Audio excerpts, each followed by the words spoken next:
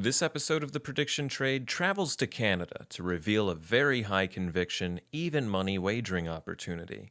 So sit back, have a couple pops on the Chesterfield, and learn why Canadian political analyst Tasha Kheiriddin is 100% confident of Prime Minister Justin Trudeau's next political move.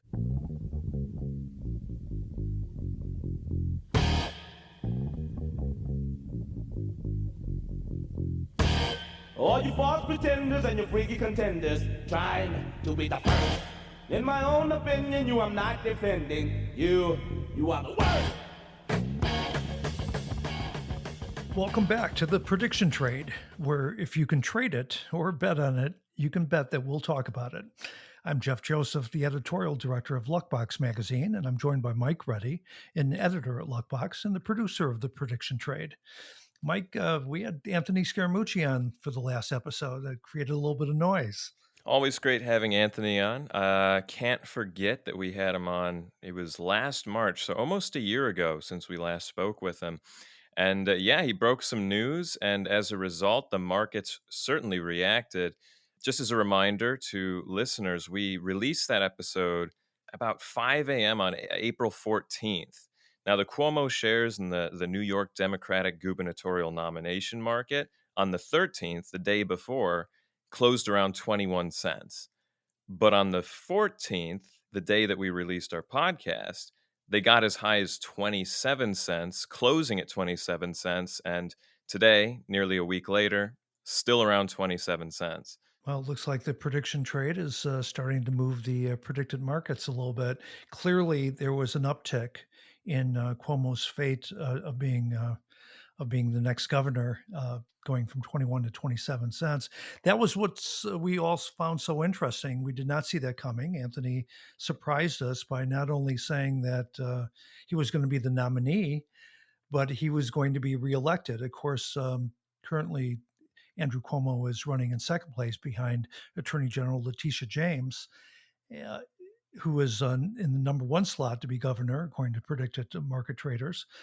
But the interesting thing of what Scaramucci offered was that he believes that the two of them are going to cut some sort of deal. That's old school New York politics, I would imagine, but whereby Letitia James would end up as lieutenant governor on Andrew Cuomo's ticket for reelection, and that would slate her to be governor down the road. So, very interesting insight from the Mooch. He did not disappoint, and it was great to have him on and hear that. Yeah, I wish there was a market for that lieutenant governor position because that would certainly be an interesting trade. And from an academic perspective, seeing whether or not the constituents of predicted traders believe what the mooch said, because, as you said, normally we have a bit of a pulse on what our guests, how they feel about certain markets or certain topics, but that was a total surprise for us. No idea that the mooch was going to say that. So I just wonder if he's alone in thinking that or if there are other people out there too. Well, we'll find out once Predicted launches that market. I hope they're listening to the news because, another interesting thing came out yesterday. I don't know if you saw it, Mike, but there was a poll within the last 48 hours in the state of Texas, and Matthew McConaughey, the actor, polled 12 points ahead of current Texas Governor Greg Abbott as to be who would be the next governor of Texas.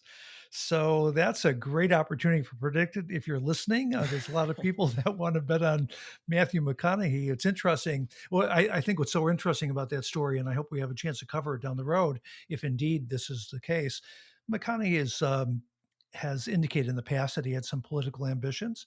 What he's been very guarded about is whether or not he's a Democrat or a Republican, and has given no indication as to how he would run as a Democrat or Republican.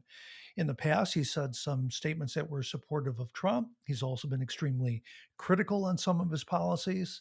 So I think we have a true mystery coming up in the state of Texas. But the fact that he polled 12 points above the sitting governor in the state of Texas was really newsworthy to a lot of people. It was a big trending topic on Twitter and predicted you've got a couple of new markets that we just discussed with you. Well, if they launched that market, I would be buying shares in all right, all right, all right. But hey, Jeff, today we're talking about Canada. We're leaving the United States. Well, then, Mike, please introduce today's guest. Joining us on the show today is Toronto based public affairs consultant, political commentator, writer, and speaker, Tasha Kheiriddin. Tasha, a lecturer at the Max Bell School of Public Policy at McGill University, was named one of Canada's top 100 most powerful women in 2016 for her work in media and communications. She's a principal with Navigator Limited, Canada's leading high stakes public strategy and communications firm, and is a political analyst for the National Post. Well, welcome, Tasha. How are you? Well, after that introduction, I'm great. Thank you so much. It's a pleasure to be here. Well, it's great to have you. When Mike and I were looking at this market on Predictit, and of course, we're speaking of the political prediction markets at predictit.org, we're always scouring the markets looking for new opportunities. And we tripped upon this market, which is whether or not there'll be federal parliamentary elections in Canada in 2021. And, we're students of American civics. It's something Mhm. they used to teach. I don't know if it's taught anymore, but we certainly don't know as much as we should about Canadian civics. And the very first question was, why wouldn't there be elections? So we're going to ask you to take us to school a little bit before we actually ask you to weigh in on the outcome of this particular market, whether or not there indeed will be elections this year. The first question we have is, why is that even a question? What is it about? Unlike the general election that was scheduled in November in the United States, that's a firm date. It occurs every 4 years. We know we have midterms every 2 years, and Senate and representatives come up for reelection during that period.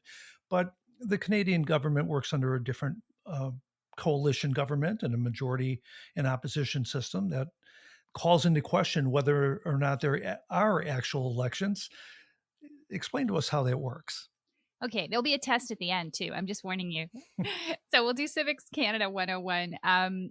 Basically, we are modeled on the Westminster parliamentary system, which is the British system. And in that context, we have fixed election dates, but they only apply if you have a majority government. So you have, unlike the US, where you have two main parties in your country that are vying for control of the House and the Senate and their candidate for the presidency. We have a multiple number of parties. Currently, there are 5 that are represented in our House of Commons, and they're independents who present themselves as well. And these parties all vie for a share, not of the popular vote, but of seats. So, in a similar way that you have an electoral college where you get a number of people, a number of votes that are allocated for each state, for example, what we have is you have a number of ridings or electoral districts. And each of those electoral districts counts as a seat in the House of Commons. We have 338 members, 338 electoral districts across the country. So a party has to get a majority of those, of the 338, to form what's called a majority government. If that's the case, you end up with a situation where that party will stay in office for 4 years. We do have fixed election dates. After 4 years, there's a date on the calendar, and that's when people will go to the polls, vote in the next government. But if no party captures a majority of those 338 seats, then you fall into what you were referring to before, Jeff, which is the possibility of a coalition. We tend not to have formal coalitions. They're more informal. You'll have a party that will be almost in majority territory, and then it will depend on other parties for different bills that it wants to pass to support it. Presently, we have the Liberals. They have 154 seats, and they will rely on either the Conservative Party, the Bloc Québécois, the New Democrats, or the Greens, the other 4 parties in the House, to pass whatever piece of legislation that they have on the table. And they ally themselves with different people at different times. So this means that if they can't find an ally for what's called a confidence vote, which is a vote that shows the House has confidence in the government to continue governing, then the government falls and you have an election.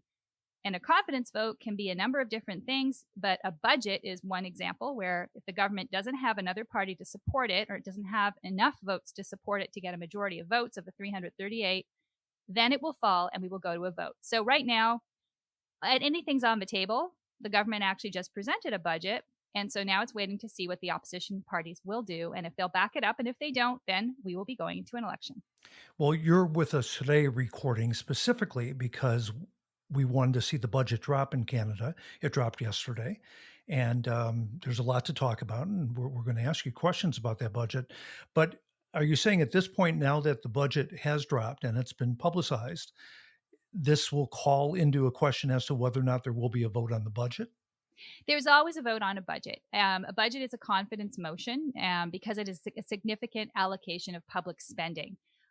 There are other bills that can be brought forward. The government can name a bill as a confidence motion. Sometimes the government governing party, if they want to go to the polls, but they want the opposition to be blamed for taking people into an election, will present a bill and call it a confidence motion and force a confidence vote.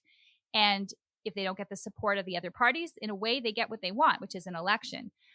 In this case, a budget's always a confidence vote because it's a big spending bill. And so it's a tradition that it will be voted on. And, it is at this stage, it's very early. Like you said, it's dropped yesterday. It remains to be seen whether the other parties, especially in a pandemic situation, want to take us to the polls right now. But that doesn't mean the government also can't trigger an election. It could say, you know what? We want to go to an election. We think that we can't continue governing unless we get a fresh mandate from the people. Generally speaking, though, a government will only do that if the polls are telling it that it would win again, because otherwise it has no incentive. So a prime minister would worry about dissolving parliament and calling an election rather than just governing for 4 years because a minority parliament won't last for 4 years. Is that the reasoning? Minority parliaments tend to last 2 years. That is the sort of average, I would say. Some have lasted less and some will last more. It really depends on context. So currently, the election was held 2 years ago.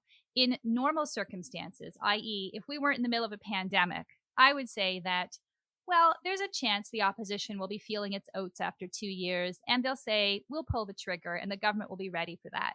But right now, it's a little harder to say because we are in a situation where how would we hold an election? We're in a third wave in Canada. It's getting very bad, as you're probably seeing in your news broadcasts. So that changes the dynamic somewhat. But it still remains that after 2 years are up, if the parliament hasn't gone to an election yet, people start to think, well, in the next year or so, at some point, the penny will drop. But again, it really depends on context and what's on the table for the opposition parties. And that's what you're here to discuss with us today. And it's been interesting researching this because it appears as though historically the prerogative of prime ministers to determine election timing has been one of their biggest incumbency advantages, right? I mean, you generally can make that decision as to what the timing is and whether or not it's right to call that election. And from what I've read, it appears to be that making the correct call on timing is perhaps the most determinative factor in the election outcome, is whether or not there should be an election. So you've already alluded to the elements in play here. So much of it has to do with the government's response to COVID and the perceptive of the electorate with respect to the risks that they might be facing in an election. We're going to ask you about that. But also this budget, of course, was imperative to take a look at. So walk us through that first. Let's begin with COVID. COVID's in Canada is in a uniquely different place than where the United States is right now. Things have not been going that well, as you just alluded to. There's, as of now in Canada, there's been over 1.1 million cases, 23,000 deaths, daily new confirmed cases per million of people per million. So a per capita comparison has Canada way above the United States at 231 per million, as opposed to the United States at 202. And then, of course, the United Kingdom is down at 37 and Japan's down at 32. So Canada has not enjoyed, in fact, they're going through a pretty horrific third wave right now. The COVID infection rates are the highest they've ever been. And even the vaccination rollout doesn't compare well to the United States. In the United States right now, 40% of the population has received at least one dose of the vaccine. That number is 25% in Canada. And 26% of the population in the US is fully vaccinated, and only 2.5% in Canada. So tell us what's gone wrong there from your perspective, and how is that being perceived by the electorate? Well, it's a lot of finger pointing right now, and justifiably so. We have to first, I'll describe a bit, again, Civics 101, of how Canada's government deals with different responsibilities. So, similar to divisions of powers you have in the United States between states and states' rights versus the federal government, we have provinces and our federal government, and our constitution has a very clear division of powers between those levels. So, provinces are tasked with providing health care. That is their responsibility on the ground. The federal government, however, is tasked with things that affect healthcare, like getting vaccines into the country, and also is tasked with things like our borders, foreign relations, foreign affairs, national security. So these are the two areas where we're really seeing both levels of government fall down, and they are connected. The federal government on the border issue has been letting people come into the country without strict quarantine measures. And the result of that is that we've seen people continue to come into major airports such as Pearson, Montreal, and Vancouver who are positive for COVID. The federal government had no quarantine apart from voluntary quarantine. You're supposed to self isolate for 2 weeks, but we had an honor system and it didn't really work that well. What they finally did last month was say you have to spend 3 days in a quarantine hotel at your expense. That hasn't proved that much better because some people have simply said, you know what? I'll pay the $750 fine rather than self isolate in this hotel at my expense, miss work, it costs money. Plus, we've had reports of people actually getting sick in the hotels and then infecting their whole family because it's basically like a COVID hotspot. So, this is not helping protect people. People are very angry for the continued importation of COVID into the country. On top of this, you have the vaccine issue. And that's where the federal government also dropped the ball on the vaccines in the sense that when the pandemic started, they struck a deal called CanSino with China. CanSino was the corporation that was set up, and it was supposed to use the Chinese vaccine technology and Canadian technology, and we were working on this together. It fell apart. And that was kind of predictable considering our country is really at loggerheads with China on a number of foreign policy issues that I won't get into here because they're too complex. But let's just say we're not very friendly right now. So that fell apart. And as a result, we were back of the line for other vaccine providers such as Pfizer, Moderna, and AstraZeneca, that sort of big three and Johnson as well, that are out there. And a lot of people say the government should have instead prioritized the purchase of those vaccines rather than put all our eggs or many eggs in the CanSino basket. So Canada has received vaccines later than many other countries. We've had a lot of challenges. I know the U.S. has too, but more here perhaps than the United States has experienced. We've also, on the provincial level, had trouble rolling out the vaccines, and that's where the finger pointing goes to the provinces. The vaccine deployment has been a nightmare. I'll tell you, in Toronto, I cannot tell you the number of horror stories of people I know who are trying to book appointments online, can't get through on the phone, can't get through on the website. There's not enough vaccines for people who want them. They've been lowering the age continuously because some people weren't even taking them when they were eligible. There's a lot of fear around the AstraZeneca vaccine. That's sort of a global thing, but it's affecting us. In short, it's not good. Jeff, it's really not good. A lot of people are really, really worried right now. Well, those are very dramatic differences between the U.S. numbers and Canadian numbers. About 26% of our population being fully vaccinated versus 2.5% of the population in Canada.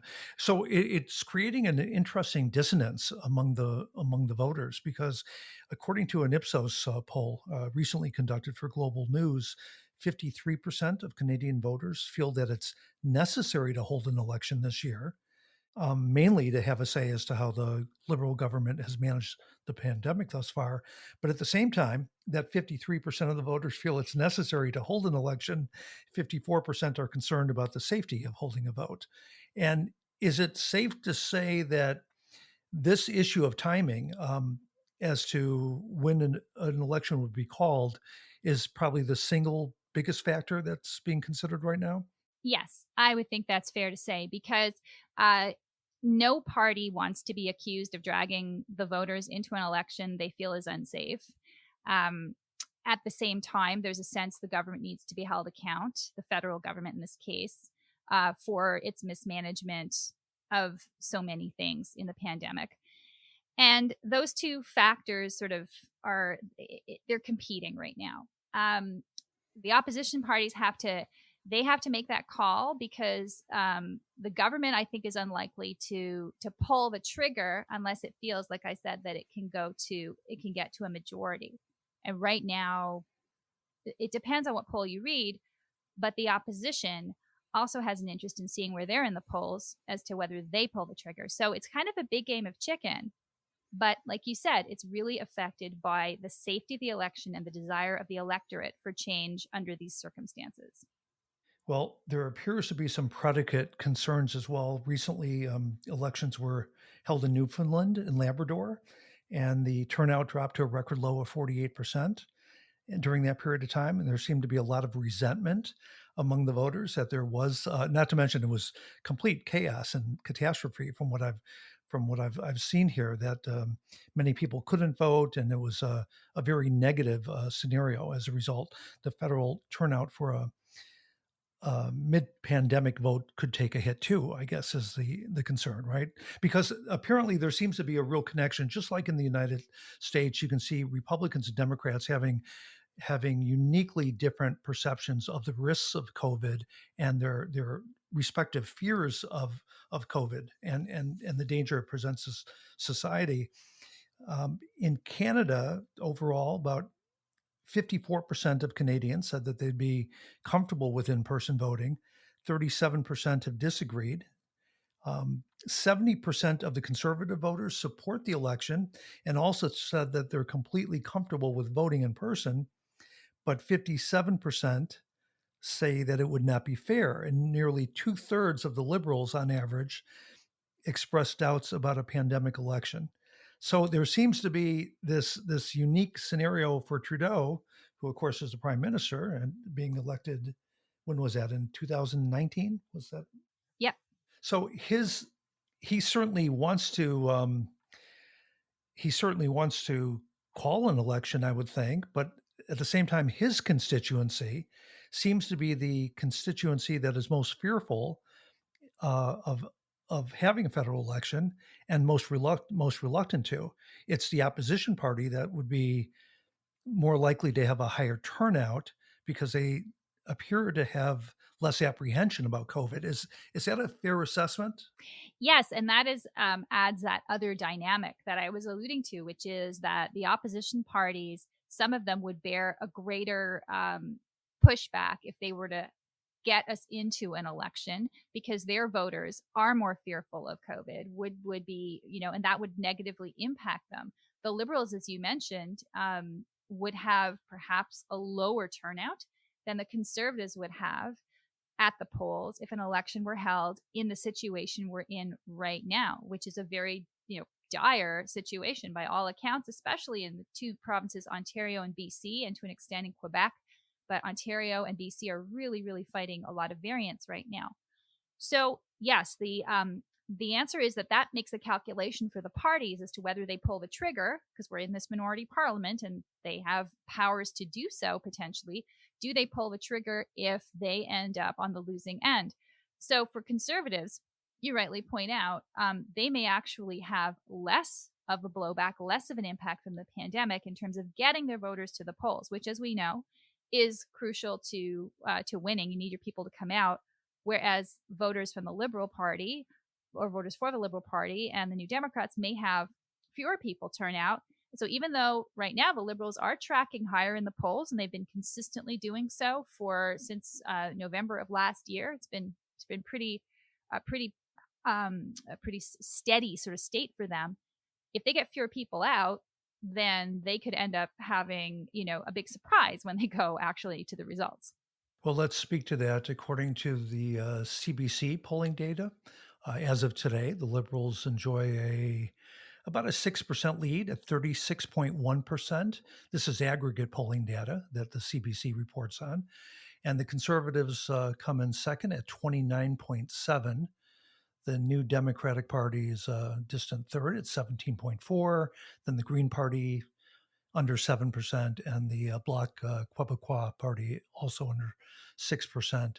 So there is a 6-point spread between the 36.1 from the Liberals and 29.7 of the Conservatives. But as you just noted, there's a higher indication that more Conservatives would come out to vote if the election was to be held on a short-term basis or relatively soon. So I guess the next point brings us to why we waited to speak with you until after yesterday when the budget was announced. 101.4 billion in new spending, aimed at providing COVID relief during this third wave, and a number of other enticements that seem to be sprinkled around to different particular segments. The elderly, healthcare issues, childcare issues, all seem to be targeting the constituents of the Liberal electorate to try to give them a reason to come out to vote. Is that a fair assessment as well? Is that what you see in this budget? Yes, it is. I think that everyone today is woken up to an electoral budget, and You budgets. could have stopped at everyone is woke. Yeah, everyone. Well, the prime minister likes to think he's woke. He's pretty much, I would say, considers himself woke. He considers himself also very feminist, and this budget addresses women. The big centerpiece, in fact, first of all, it was presented by the first female finance minister that Canada has had to present a budget, and second, its centerpiece is a $30 billion childcare plan. That's $30 billion over 5 years, but it's an initiative that was talked about by, I don't know, countless governments and the Liberals when they were in opposition before this year. It came to fruition. The finance minister said this was actually an opportunity to do so, which does not really sat well with a lot of people because, a crisis like this where people are dying shouldn't be seen as an opportunity per se, but it's been used to put that issue forward and to actually put money behind it. And that's geared directly to women who have borne the brunt of economic losses, job losses in particular, in this pandemic. And so it does fit the Liberal sort of zeitgeist and how the prime minister sees himself. And that's a big voter group right there they're going after. But they're also, like you said, going for seniors who proportionally are much more likely to turn out at the polls, whether they're Liberal, Tory, or other. They vote. Younger people tend to vote less. They're also giving money to small business. Small business assistance is continuing, and that would appeal to the sort of right-leaning liberals, the blue liberals as we call them, or conservative switch voters. And they're also throwing in some measures, tax the rich type measures that would attract the more socialist NDP switch voter, things like taxes on luxury items, yachts and planes and cars over $100,000, and that sort of stuff. There's something in there for everyone, really. And a $15 an hour federal minimum wage hike. Yes. Right. Yeah, the federal minimum wage will affect, I believe it's about 26,000 workers. It's workers who work for the federal government, but it's symbolic, definitely, too, showing the government's willingness to move in that direction. And that's something the NDP has been championing for a long time. So it is an electoral budget. And like I was saying earlier, that's not a surprise because often you see in a minority government, a government has to be ready for anything. So their budget will usually reflect what they would do at the polls. But in this case, I think it really is looking at the pandemic and taking a lot of elements in the pandemic and turning them to their advantage and saying, we're going to do this now because we have to do it for the pandemic. But really, it's benefiting them politically as well. And do you believe that the manner in which the budget has been constructed is enough to motivate the liberal electorate to have less fear about COVID and come out to vote, or is this enough to get them off their bench? I think it's definitely some of the measures in here. The childcare measure in particular, there's a big constituency within the Liberal voter base and also the New Democrat voter base. It makes it hard. This is one thing. It makes it hard for the NDP to push back against this budget if it would torpedo that policy. There are a number of reasons why it makes it hard for the NDP to support the budget, but that's one that makes it hard for them to oppose it. And I think that constituency, the Liberals are banking on that vote turning out despite COVID, because that issue has been bandied around for so long. So I think that is one big one that might entice Liberal voters to come to the polls, even if they're a bit fearful of COVID.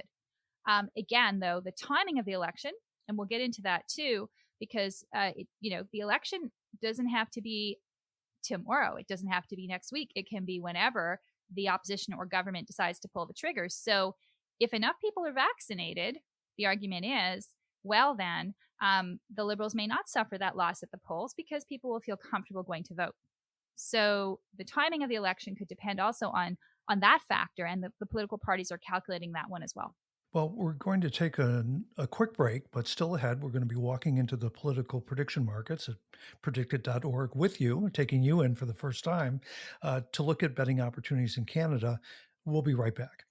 Want a little more luck in your life? Get Luckbox, the control freak's guide to life, money, and probability. Named Best New Magazine of 2019 and 2020.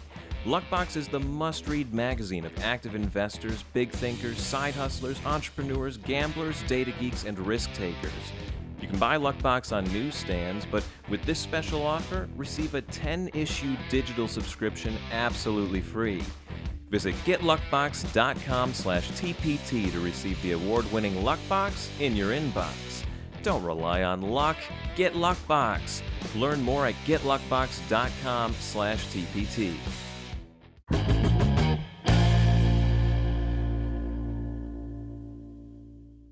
Welcome back to the Prediction Trade. Our special guest today is Tasha Kheiriddin, and we are talking about the Canadian parliamentary elections, whether or not they'll be called in 2021. We're going to be getting that definitive answer from Tasha in a moment, but we've been kind of laying the groundwork for the considerations that will go into this, just to get our background. Now, Trudeau is relatively popular in Canada right now. Is that not the case, according to the Angus Reid Institute Trudeau Tracker? It's more or less an approval disapproval rating.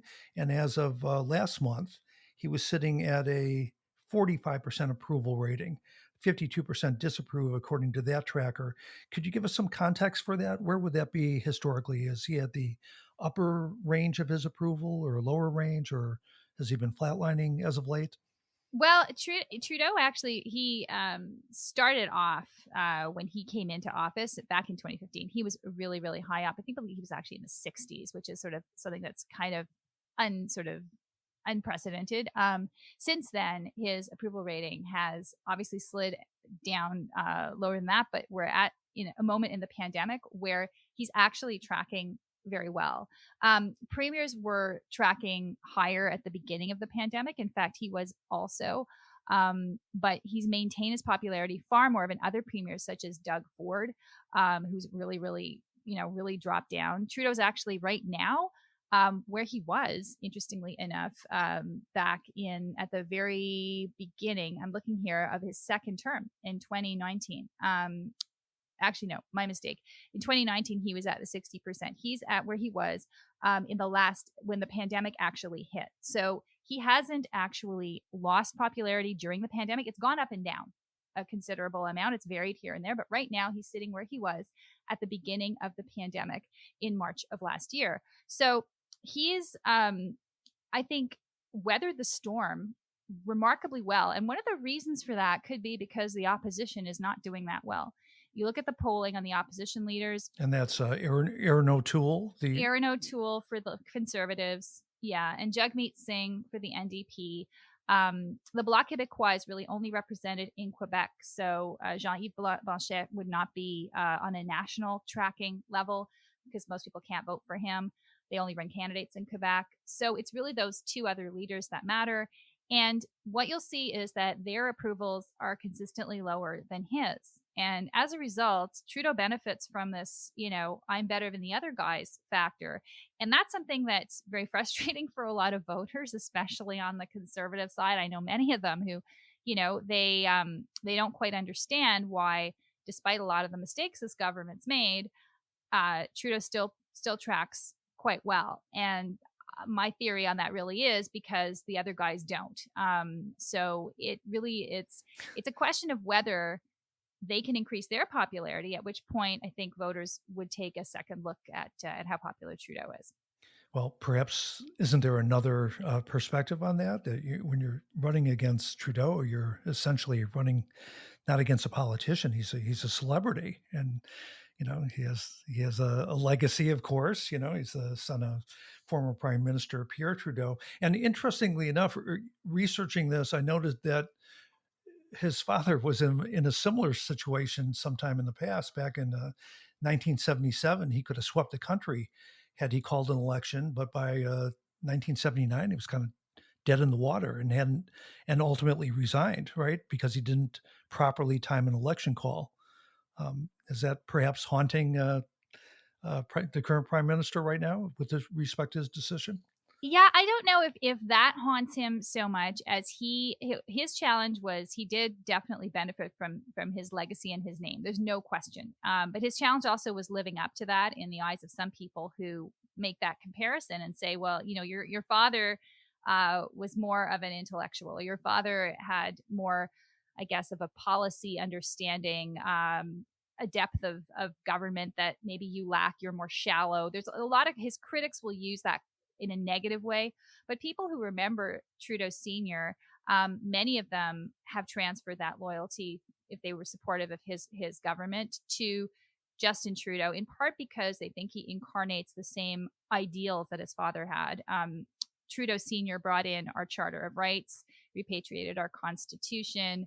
He extended a lot of I guess, freedoms to different groups, including the freedom to divorce. That was a law that he brought in. I know my mother still remembers that as very important in her life. And, these kinds of individual touchstones that people associate with Trudeau Sr., that they, in their mind, may project onto his son. Immigration also. Pierre Elliott Trudeau was seen as a champion of multiculturalism and immigration into the country, even though fewer people actually came in per capita under his watch than they did under subsequent conservative governments. People don't remember that. They remember that people became citizens under his tenure, that it was easier to become a citizen. There was more of a recognition of multiculturalism. And Trudeau, the son, has relied very heavily on the multicultural and immigrant and second generation immigrant vote to establish his base, especially in the greater Toronto area and in BC around Vancouver. So there's definitely been parallels in how they have risen to power and stay in power. That continues today with the way votes are distributed in many communities. Well, I think we are going to take another very short break, and then we're going to come back and actually put your good thinking to work here. Mike and I were speaking earlier based on what we've seen and from your notes and some of your writings. You published a story recently in the National Post just a couple days ago, and we have a feeling where you're going to go with your projection on this market as to whether or not there'll be a 2021 election in Canada. We're going to come back for that. For your opinion in just a moment. Hold on.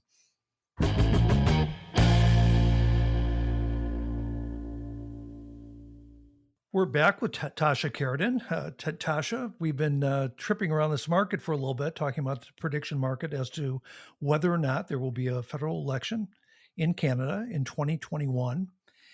It's a market that's not getting a lot of trading over at predicted.org. It's a relatively thin traded market with only 25,000 shares traded thus far. But the question specifically is, will Canada hold national parliamentary elections in 2021? And the yes shares are trading at 48 cents. The no shares are trading at 52 cents. So this is about as close to an even money market as you get. The way these binary options pricings work and predicted markets is that when you're buying something at 48 cents, the market and the wisdom of the crowd is essentially telling you that there's a 48% probability, according to those that have skin in the game on this particular market, that outcome will be realized. So the market's saying it's about a 50-50 chance as to whether or not there'll be an election in 2021. And I just want to remind listeners, if you're not already trading on predicted.org, we have a promo for you. Go to predicted.org/promo/TPT20. You deposit $20 and we'll have $40 for you to start trading with. That's right. We'll match your first $20 on a $20 deposit. 100% return. We'll get you at 40 and you're off and running. Um, Considering the advantage that the Liberals have in terms of Trudeau's general legacy of popularity, the fact that they're outperforming in current polling by about 6 points the Conservative Party, 36% to 30% essentially. And my understanding of the history of Canadian elections is that if you have a Conservative Party below 30%, that's likely going to be a majority outcome for the Liberals. So the timing appears to be good. The question, of course, is the Liberal constituents are not particularly thrilled about the idea of going out to vote right now because of the dangers of COVID. But how are you calling this? Very specifically, in light of the budget dropping a couple days ago, that has a lot of enticements, the current margin and the current polling. Um, what is your call? Well, my call is I would say 100% we'll have an election this year.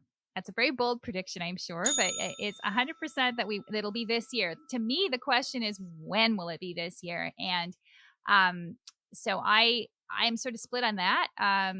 It's either going to be, I think, in the fall or the summer, and I was sort of 60-40, 60 fall and 40 summer in terms of odds that I would say that the writ, as we say, would drop. A 100% projection. All right, that's a very high conviction. There's something we do a lot of work with the people over at the Good Judgment Project. There's a gentleman, Phil Tetlock, who's the author of a famous book called Super Forecasters. And that's where the 300 top forecasters in the world reside over at the Good Judgment Project. And they are used by corporations and governments to forecast outcomes. And in our magazine, Luckbox magazine, we frequently feature some of the writings of the CEO of the Good Judgment Project. And in a recent issue in Luckbox, he wrote about the pre-mortem assessment, and that is to keep their forecasters honest. They look at something where there is a high conviction that they have, and the pre-mortem process is essentially reevaluating your own forecast by saying, I'm completely wrong. The outcome is different as I expect it to be. What would the reasons be that led to a different outcome? So we'll put that question back to you. If it turns out at the end of 2021 that there was not an election, what were the factors that would have led to that? The factors that would have led to that, to me, would be a fourth wave. I really think, and if the vaccination campaign does not keep up and prevent a fourth wave in this country, right now the third wave is upon us. It's vicious. Vaccinations are rolling out not fast enough to keep that third wave down.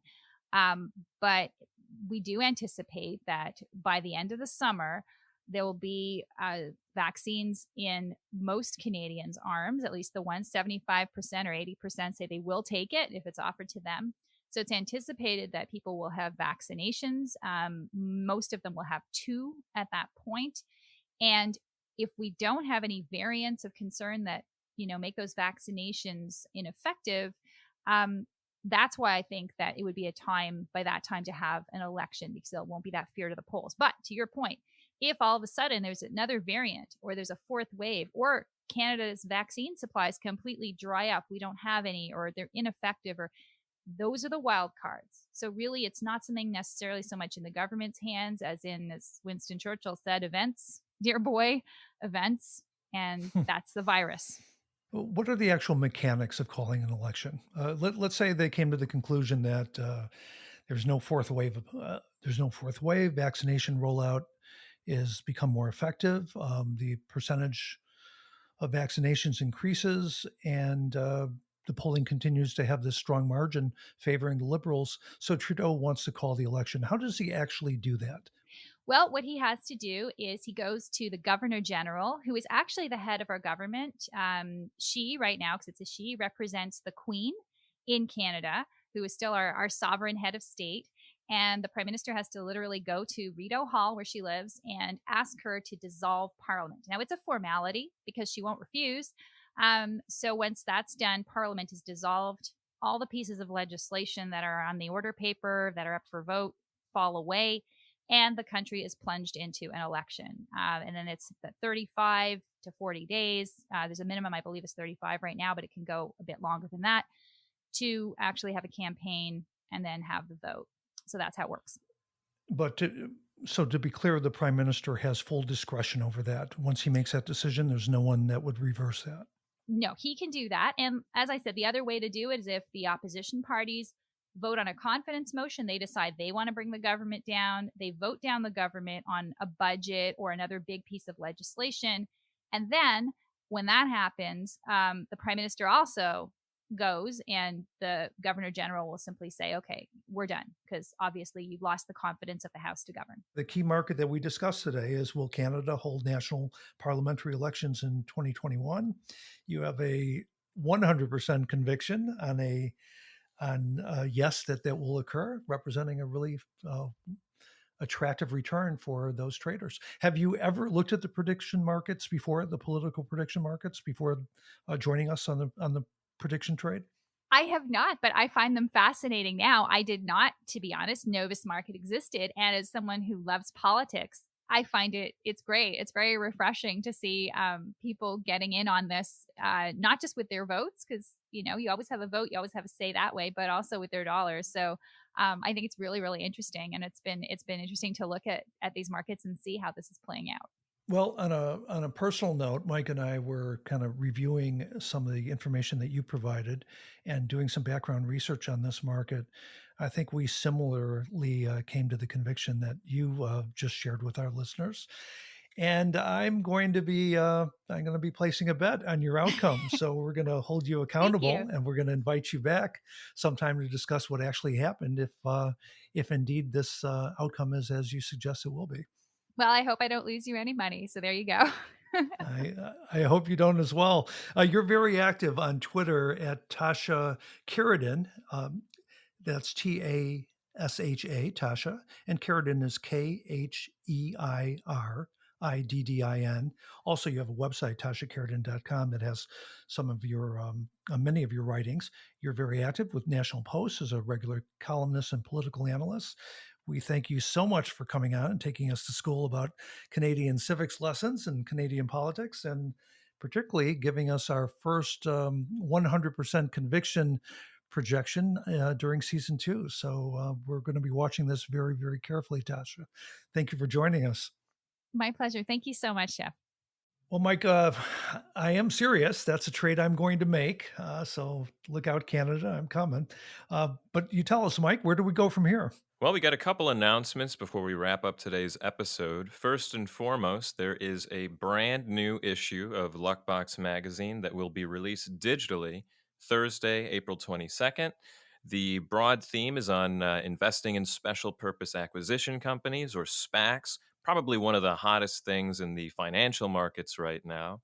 And then on next week's episode, we're going to be talking the Kentucky Derby. We've got two professional handicappers, Molly Jo Rosen and Noel Michaels, who are going to share not only how to bet on the Derby for those who may not have done it before, but also what they feel is going to happen this year.